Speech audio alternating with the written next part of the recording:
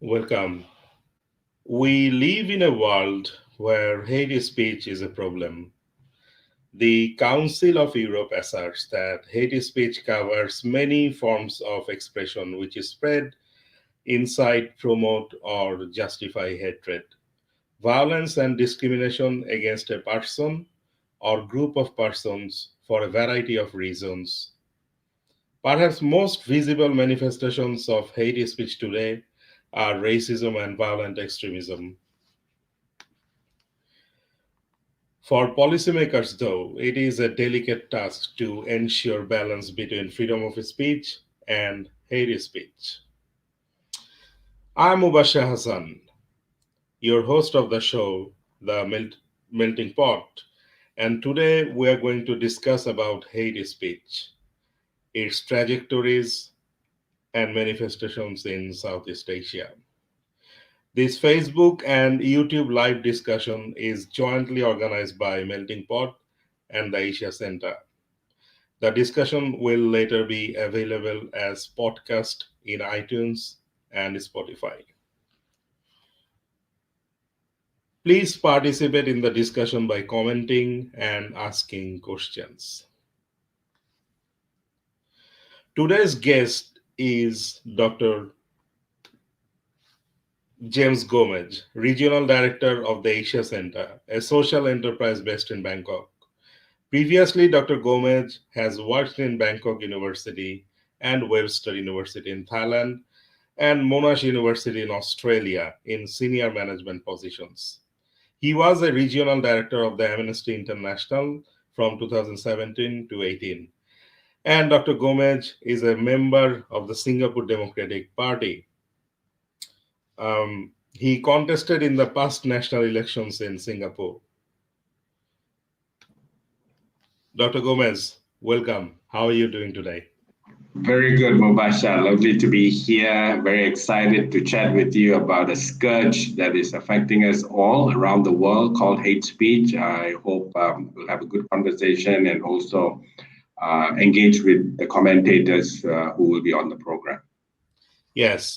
So, to begin with, tell us very briefly about the Asia Center and give us a bit of background information about its recent report on hate speech in Southeast Asia. For example, what countries you study for this report? Great. Asia Center was founded in 2015 in Bangkok, and a second branch was registered in Malaysia in the south in Johor Bahru in 2018. The aim was really to respond to changes in academia and research institutions because many of them are fragmenting and restructuring. We thought that it was a great opportunity to take one component of that, which is a think tank outside of the traditional parameters such as university, and put it out there in the public domain and to sort of speak directly to stakeholders. And it has been 5 years. We found a self-funded sustainable model incorporated as a social enterprise, and that has led us to do quite well. So we are quite excited first to have established in Bangkok and then moving on to Malaysia. Specifically about the report covers the 10 countries in Southeast Asia that make up the member states of ASEAN. Because, given that the Asia Center is based in Bangkok in the heart of Southeast Asia, we thought it would be strategic just to look at this geographical area. It was an issue where hate speech has been around for a very, very long time.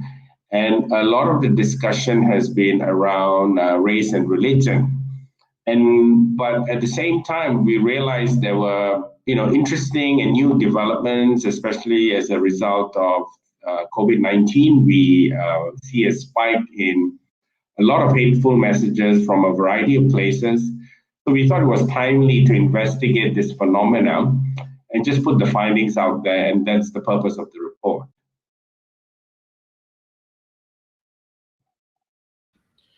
Wonderful. So let us delve deep into the report and share some of the findings. But before that, I would like you to give a generic understanding of the topic we're discussing today. As you know, our program is educational by nature. So, my first question to you is, what is hate speech and how one could distinguish between hate speech and freedom of speech? Why you choose to look at hate speech in Southeast Asia? Well, from an academic research and technical point of view, hate speech has no legal definition. Um, so that's the starting point. States and society want to manage hateful comments, abrasive comments that are hurtful to people based traditionally on community identities that are shaped by race and religion. But as society evolves and becomes sophisticated, there are other forms of identity with which people, affiliate themselves with that goes beyond race and religion.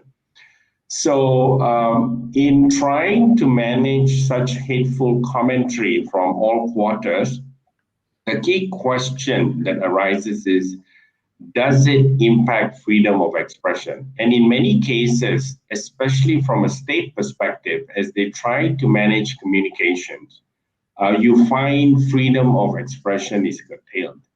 Many times, states are captured by specific regimes. They could be military, they could be political parties. In some other places, they could be also hereditary sultanates or kingdoms. So, as a result, these rules to mitigate hate speech or even outlaw it are sometimes usurped for political reasons, and that infringes freedom of expression. And secondly, this report holds everybody accountable and investigates all persons and institutions that articulate hate speech. So, in that regard, governments are also subjected to this review because one must not forget government and government officials also spew hate speech, and they too needs to be accountable. So a principal trajectory is to just help us understand how we can manage. And an initial thought that comes through the report is we need to take a multi-stakeholder approach. Governments alone cannot be entrusted with the responsibility of preventing hurt to communities. Um, would you share the name of the countries you studied? Yeah, so there are 10 countries. There is Cambodia, Laos, Vietnam, Myanmar. There's Indonesia, Malaysia, Brunei, Singapore, Philippines, and there's always a trick question. One other country in Thailand. Yeah, so that's 10. Thanks for testing me. I remember them all. I was curious, and I know I shared some of the questions with you, but I was curious why you didn't include China and Japan. It's simply because of scoping. Given that we have limited time and limited resources, so we have not looked at these countries. But what I can say in relation to Japan is. Uh, as a result of putting out the report, we also reached out to write opinion pieces with partners we have in different regions. So Asia-centered team with Dr. Ramachandran, we had a first op-ed in the Bangkok Post. We have one more on Myanmar together with Myanmar National, now residing in the U.S., and that came out on the Irrawaddy just last week. And we do have a piece with a Japanese academic that is been completed and being pitched to an English language Japanese daily. We've got a couple of more on the pipeline, including one in French that will go out somewhere in Europe as well, and one in Bahasa on Malaysia that we are currently working on. So the report is also making its round beyond just the 40 page that we have on the website, but also through web ad, through op-eds.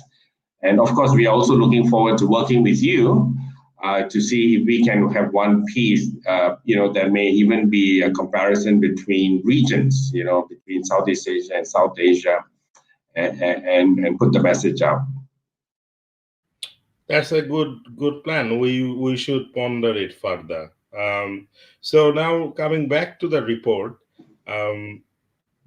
you seem to argue that without going back to the history of colonization and how nationalism as well as religion played key role in forming and reforming nation states in Southeast Asia, one would not understand the current context of hate speech in the region. Care to explain? Yes. What we say in the report is really that the primary indicators of hate speech have always been around race and religion. And we try to show why this is the case and where it came from. So we were able to trace it back to colonial laws and practices, whereas the colonial demand for labor, cheap labor, and much of it indentured labor happened in Southeast Asia. The way the colonial authority managed diversity was to segregate them into communities. So they had policies, they encouraged, self-help. So you found communities were organizing themselves across around race, language, and religion. So you had, the rise of Little India or Chinatown across the regions as these two large diaspora communities came into Southeast Asia. So there is that historical link. Now, moving forward, many countries such as Malaysia, to some extent Brunei, and also Singapore, they continue these policies of segregation and label their societies in distinct ethnic and sometimes even religious clusters. So because they use these parameters, it continued.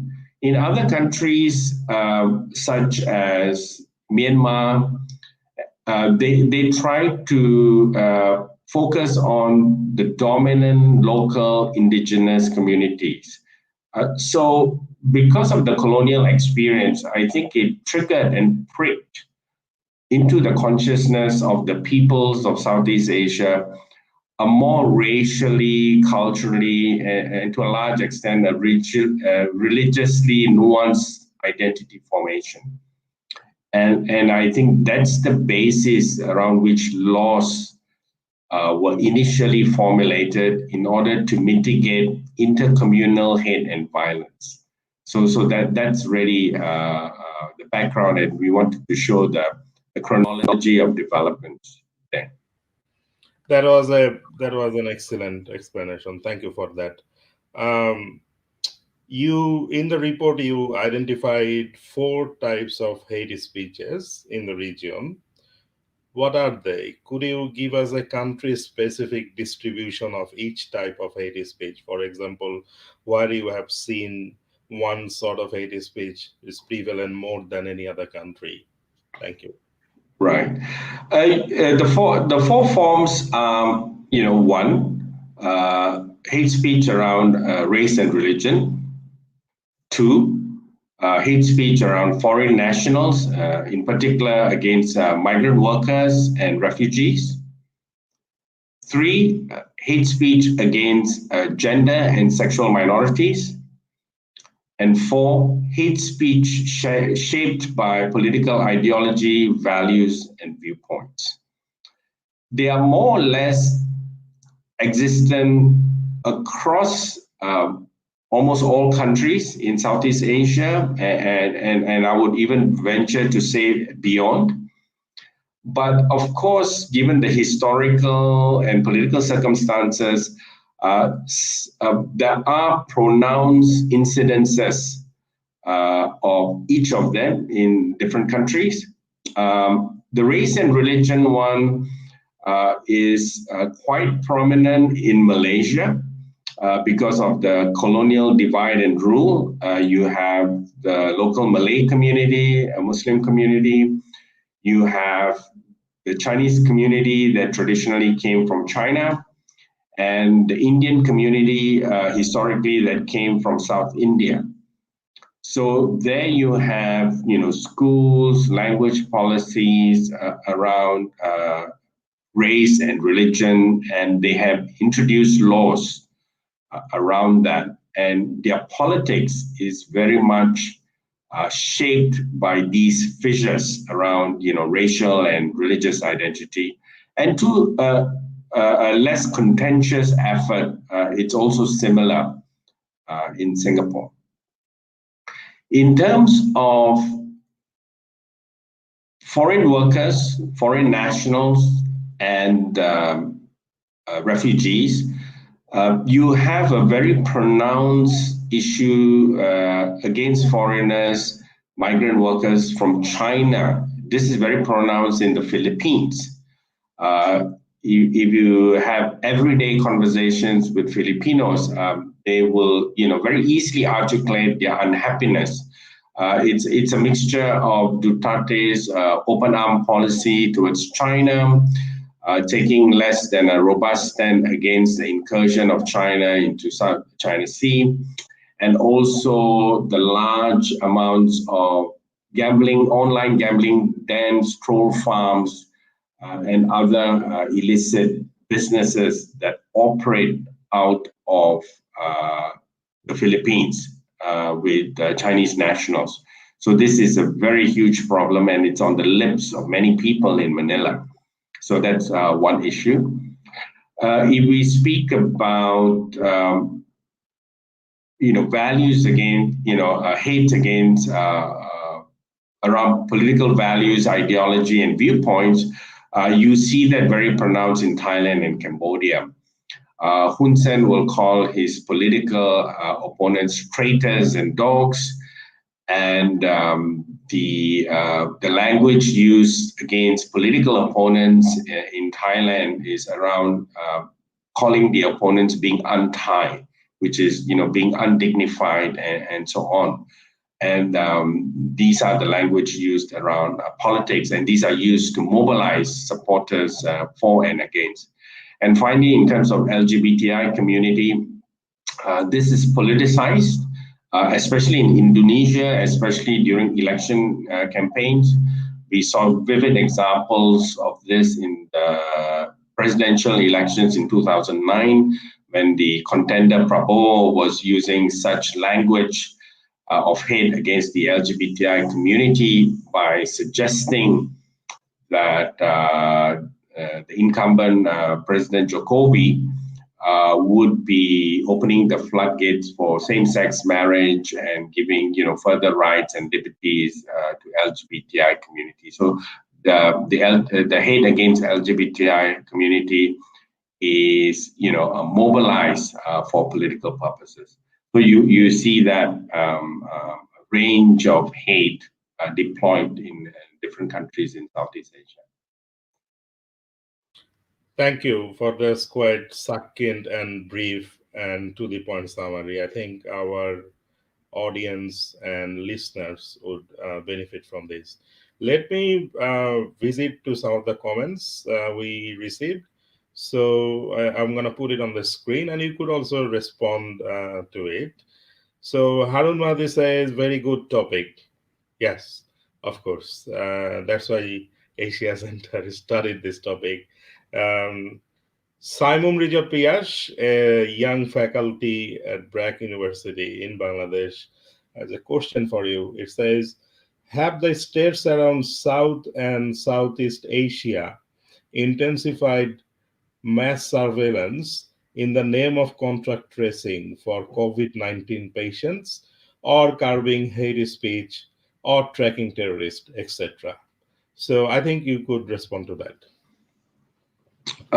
In terms of surveillance, there are two dimensions. States have moved, they still use physical surveillance on selected targets as informed by the Ministry of Interior, both interior intelligence and also military intelligence. So these two, and they do the traditional surveying. Of course, it's expensive. There are a lot of gaps, and it requires people's power. And you need to make sure your informers actually stay with you and go the mile, because people change their minds. Sometimes they are difficult. So that dimension is still there. But of course, what we have seen over the years is online surveillance, tracing your email communication, so on and so forth. And this has moved to the phones. So mobile phones, everybody has a mobile phone. So this was going on anyway for a long time, so they can trace your movements, and everybody tells you never trust your mobile phone. But what are the new developments is what is interesting. Without informing the citizens, many countries in the region have introduced surveillance cameras in many areas, in public areas, and increasingly also in housing areas. So you will just have to look up around you, and you'll be surprised at the range, volume, and range meaning the width, but also the capacity to see these physical cameras everywhere. It has become so widespread that we have also internalized surveillance.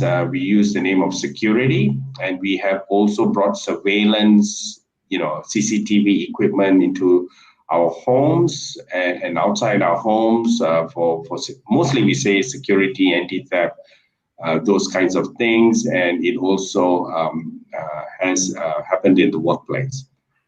But the new development is really the public articulation of surveillance, in particular, the promotion of tracing apps. So what has become more and more common is the tracing app situation, where you check in and check out of a place that you visit because of COVID contact tracing. Now, it's still quite cumbersome. People still do it because there's a law, otherwise you can't access a particular establishment, so people do that. Now, the question to us is how comfortable and how it will become normalized and become part of the way of life. Now, states have already brought out the issue of having it planted on your phone, so that then the tracing app becomes natural, and also you can talk to each other. So in your close proximity, then I will know that whether you had COVID or not, and whether yes. And China, of course, has been very wide usage of this. It's one of the most surveilled country in the world. So I think the key issue would really be how much of a new normal would this be? As it stands now, I think people see it as a temporary inconvenience they put up with. Whether they will become comfortable, it remains to be seen. As it stands now, there is resistance and awareness of not allowing the state too much access. So, in summary of that, of your rather long answer, would I be right in saying that even though states have intensified mass surveillance in the name of contact tracing, there is there are resistance from citizens and civil societies in Southeast Asian states. So, so there is a space for democratic resistance. Is that you're saying? No, what I'm saying is everyday users do find it a bit cumbersome to utilize this tracing app. So there is that kind of the everyday resistance out of a discomfort of using it. If we are thinking about organized resistance, that's a different thing because one of the things to be cognizant about is the temporary emergency laws and other policies have accelerated the rise of authoritarianism and have given larger state incursion into the civic and political space. Now, and in the early stages of the COVID-19, we actually felt quite helpless that this would be overrun. But what has happened is many states are unable to have good management of the COVID-19 situation. So as a result, states are now suffering or experiencing a legitimacy deficit. And because of this legitimacy deficit, there is now some momentum to push back.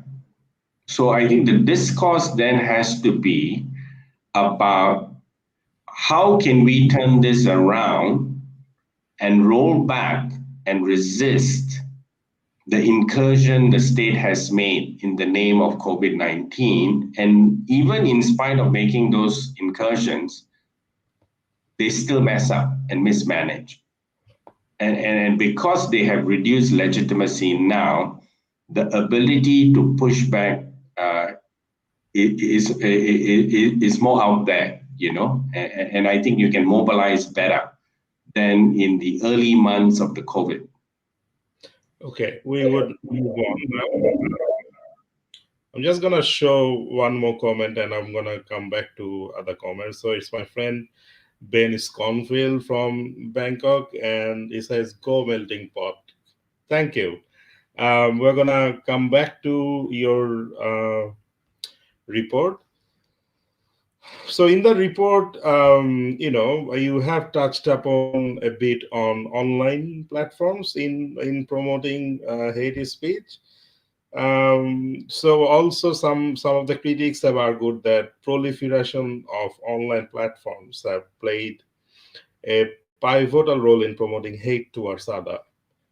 Is it the case in Southeast Asia? Well, social media platforms, technology companies are businesses. So, hate speech drives traffic. So, why would you want to,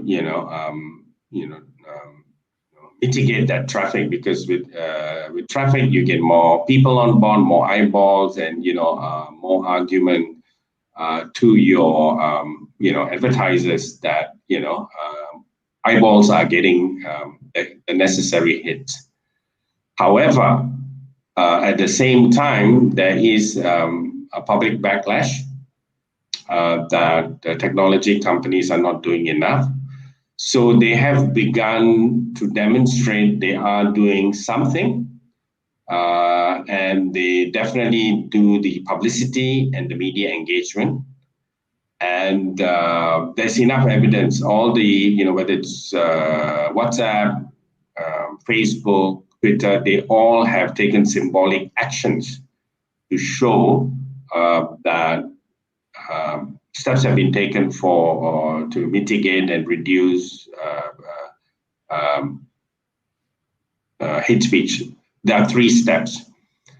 First is the identification of hate speech that could be used, that can be done manually through man hours, and also using AI, which is not effective, but has some hits, yeah, because a lot of it is context. Then it's the management of content or the dissemination of content. So do we let that, once it's flagged, do we let that ride? So they give you different tools. You can hide the comment, you can raise a complaint, they can, sort of ban you temporarily. So those are content dissemination strategies. But of course, it requires affected parties and third parties to raise that complaint to have that mitigated. And finally, it's of course this discontinuation of accounts. This takes place less, and in terms of volume and also in terms of the number of accounts. So again, we have seen things happen in Malaysia, also recently in the run-up to the elections in Singapore, but these are just nominal and does not affect the whole of society where the volume of hate speech still continues. So in that report, what we say is we recognize these, but we also want the technology companies to do more. Technology companies are pushing the buck back to the states and say, you legislate. We don't want to do anything. You legislate, and then we will take the necessary actions. So the states are also caught out because in terms of what is it that they will legislate? I mean, the states prefer to legislate, and then, evidence has shown time to time, they use it for political self-preservation. So these are some of the tensions and ongoing conversation about the role of technology companies. Thank you. I was wanting to come back to that point of your recommendation, where you ask the online platforms and government to work together to combat hate speech. But it's great that you have addressed that here. Well, we're going to move to our next question, and it's about racism. Um, and James, you must have seen that in recent times, the Black Lives Matters movement have swept across the world in protest of racism and discrimination. Um, However, the Asia Center report found that racism is a persistent problem in Southeast Asian societies. Why is that? I think the terminologies and the historical context are different between Black Lives Matter and how we can apply that in Southeast Asia. Black Lives Matter also has in its heart the injustice of slavery. So that terminology and the use of modern day slavery when we speak about indentured labor and exploited labor is still very relevant. But however, when you come to Southeast Asia, because of the historical context, the movement of diverse communities in the region has always been in the quest for cheap labor. So it's a patronage system traditionally in the region, and it's feudal, it's patriarchal. So what the region has experienced is really indentured labor and continues in modern days that we see in both documented, undocumented, and irregular migrant workers. So that phenomena is carried forward in modern times. And the clusters of exploited workers are community defined. So in the colonial times, the labors were drawn from South Asia, in particular southern India, and then from China, again, very much from the coastal provinces around Guangzhou, Hainan, Fujian, So these were the traditional, supply points for migrant, many of them indentured labor here.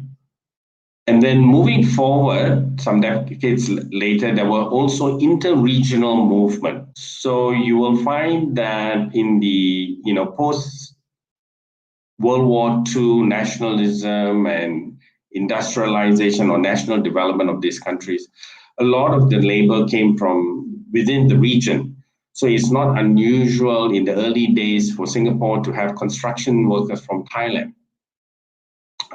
And we had domestic helpers who came from the Philippines and continue to do so. We have more coming from Indonesia as well as Myanmar, and to some extent also Vietnam. Uh, the push for workers has now gone regional. And we are talking about unskilled, low skilled, and exploited workers. So they have now, one traditional source now for many, almost a couple of decades now, is from Bangladesh. And you will see visible presence of members of the Bangladesh community in Malaysia and Singapore, and some undocumented workers, a small amount also in Thailand. So, and India and China continues to draw, workers from these categories. So you find that, migrant workers, documented, undocumented, irregular workers are identified by their community and along race and religious lines. And therefore, when situations such as COVID-19 happens, a mixed people don't know how to express their feelings. Essentially, they are afraid. They are anxious for two things: one about health risks, and a second one is about the economy and livelihoods. So because people can't, a lot of it is pent up and they don't have the language or the outlet to express themselves. So it comes out as hate against the communities which they feel might contribute to health risks and perhaps livelihood. But who are the culprits who create this hate within the community? And oftentimes, and the report gives an indication of this, is government hate speech. Because governments, because they also can't manage the situation, and they are in a position of power, very close to the media, many of the media which is aligned with them, state media. So in the case of Malaysia, you find that migrant workers have been bearing the brunt of government hate speech, saying that they are, high risk COVID-19 carriers. Many of them are illegal in the country. So with such messages going viral online, it reverberates in the community and bounces back as hate discourse from the community. So that's the vicious cycle, and because of the nature and source of such, migrant indentured labors in modern times, you find, hate speech continues to be articulated on ethnic cultural parameters. The report articulates that the hatred towards foreign nationals, migrant workers, and refugees are high in the region, and you have just addressed that.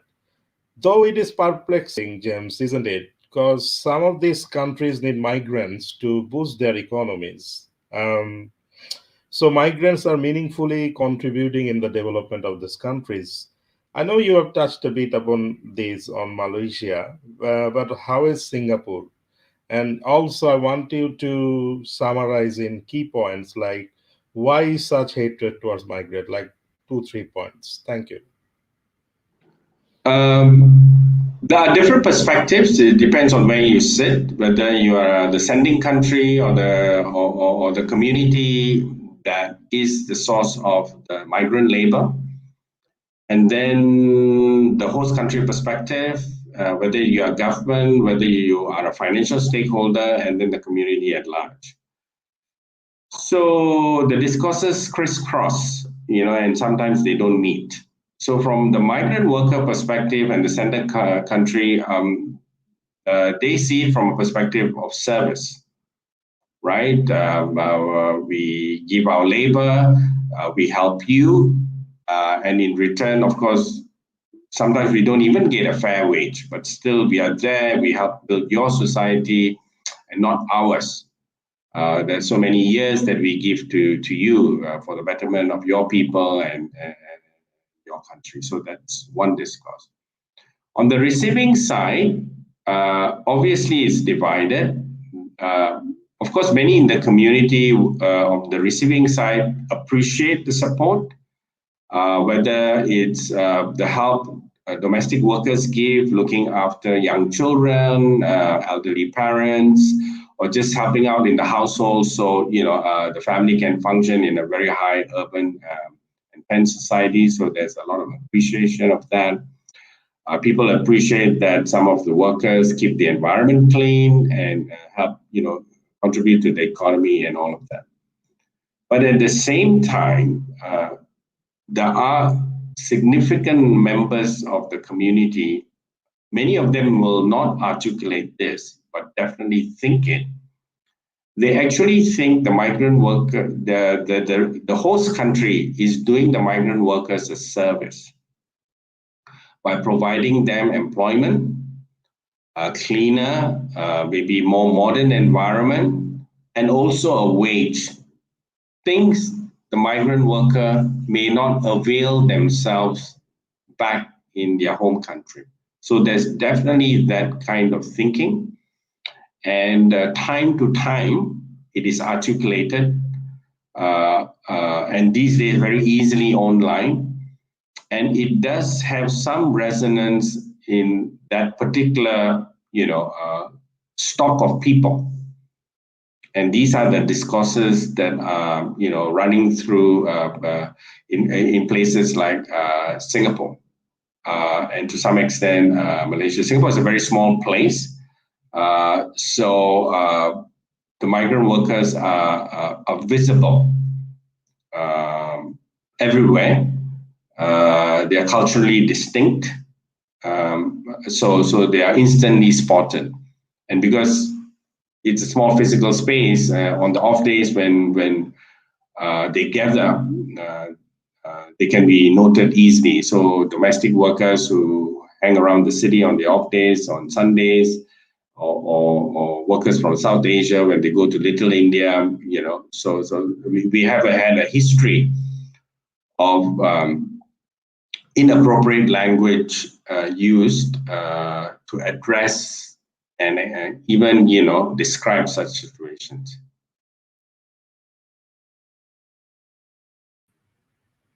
Thank you. Um, those who just tuned in, I'm holding a fascinating discussion with Dr. James Gomez about hate speech in Southeast Asia. This Facebook and YouTube live discussion is jointly organized by Melting Pot and the Asia Center. The discussion will later be available as podcast in iTunes and Spotify. Next Monday, on August 4 at 8 p.m. Sydney time, Dr. Bina Di Costa, a professor at Australian National University, and Mr. Julian Francis, OBE, a humanitarian and development expert, will join me to discuss refugees and narratives, past and present. Make sure to tune in. Coming back to James, we are nearing the end. I have two more questions and there are two more comments I want you to respond to. Then we could call it a day. In your recommendations, you have suggested that the government and tech companies should work in tandem to combat hate speech. I know you have addressed on this topic a little while ago. Maybe for those who just joined in, uh, a brief comment from you would be useful for them to understand the context. Yeah. The best way to understand the recommendation is really to manage hate speech or take effective steps. It must be a multi-stakeholder approach, which means not just government and tech companies, but also civil society, both local, regional, and international, as well as independent institutions. Independent institutions meaning national institutions such as human rights institutions, as well as even parliaments.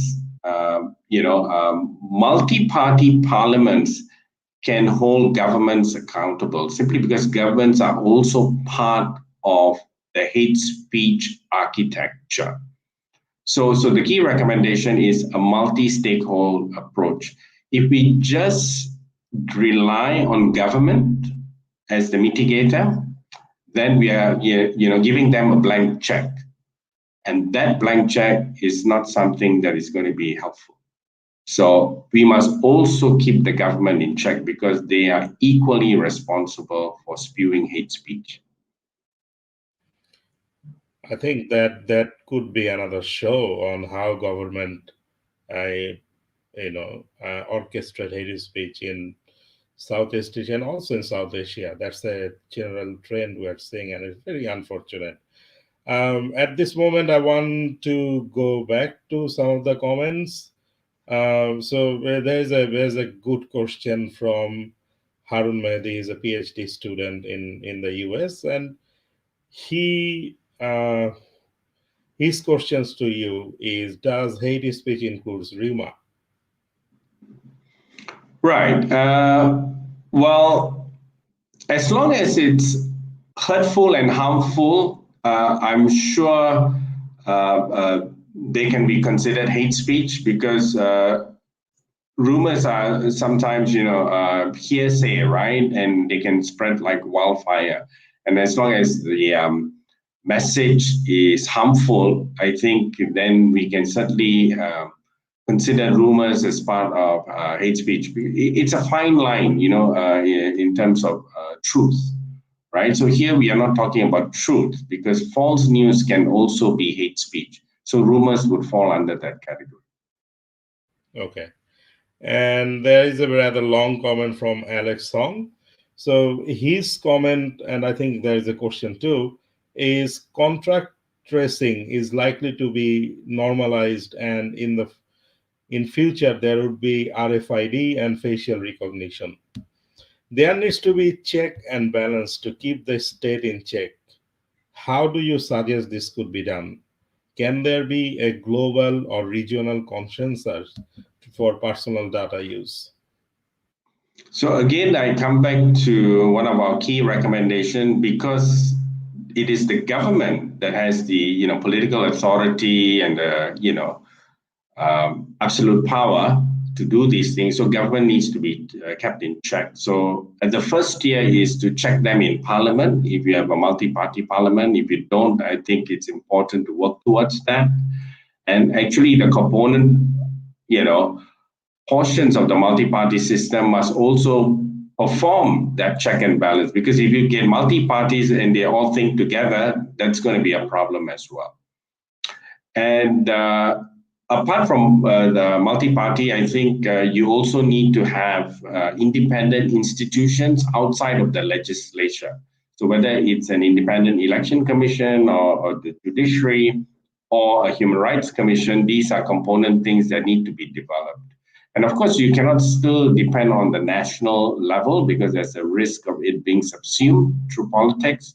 Therefore, global and regional networks are also important. So in the region, I think it's the mixture of civil society groups, independent media, and international non-governmental organization. At the global level, we can consider the different UN mechanisms, The ICRD, the International Convention for the Elimination of all forms of racial discrimination, that's one. Of course, there are challenges in the frequency and quality of reporting them. There are other instruments such as the Universal Periodic Review. You have the special rapporteurs. So these are a slew of mechanisms that people can avail to just to call these hate speech behavior out. And in this specific case, to highlight when privacy is infringed around access to personal data.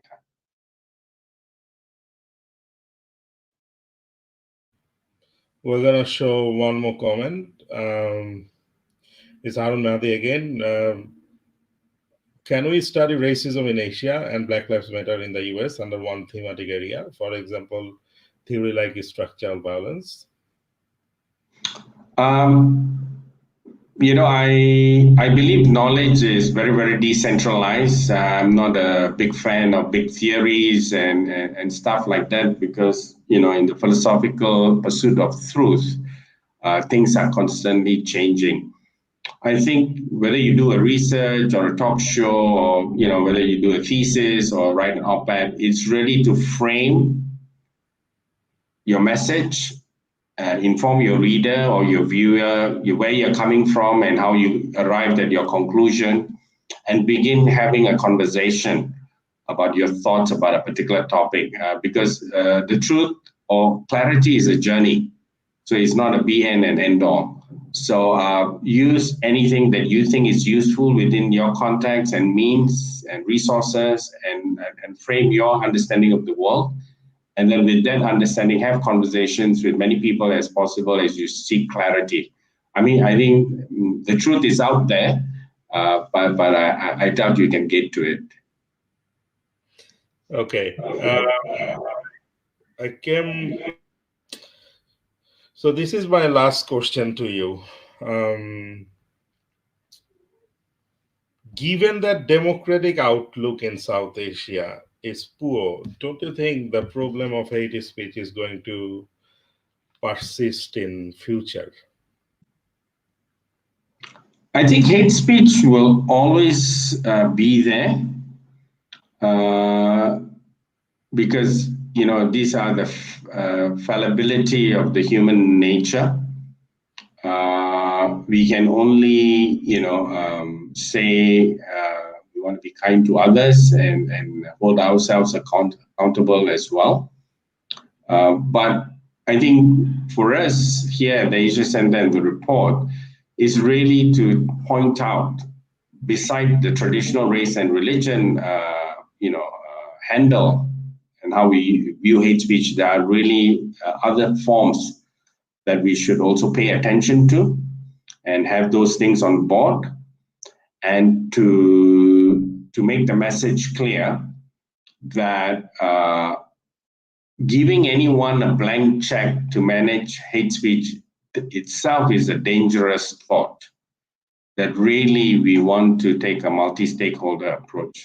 Otherwise, some of the worst perpetrators of hate speech are really the state. And in Southeast Asian history, in contemporary history, we have many cases of genocide and mass killing, from Indonesia in 1965 to the Khmer Rouge in Cambodia to the ongoing atrocity in Rakhine State against the Rohingya, southern Thailand, in Mindanao, in the Philippines, and the list goes on. So because it's clear that the states are part of the problem and its officials, that we shouldn't give the state a blank check. In terms of COVID-19, I'm also happy to report and update your viewers that Asia Center is presently working on another report, which we hope in the next few months we will be able to finalize, which is studying what is the impact of COVID-19 on democracy in Southeast Asia. So our report titled Democracy in Southeast Asia, Building Resilience Against Authoritarianism, is something that we hope to publish in the next 3 months. And in that, I think we will be able to make an assessment of how things are panning out given COVID-19 and the temporary and emergency laws in place that are putting a shackle hold on democracy in the region. I'm looking forward to it. We are at the end of our discussion today. Dr.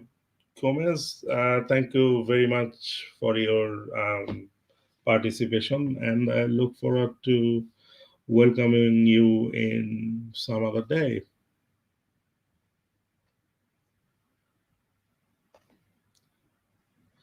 Yeah, Sorry. thank you very much for the opportunity, Mubashar. I wish you, your audience, a good day and very much success for the Melting Pot Show with you as the host. We hope to also have you over at Asia Center, and we invite your audiences also to check out our Facebook and website so we can, jointly go on this intellectual journey. So once again, thank you very much.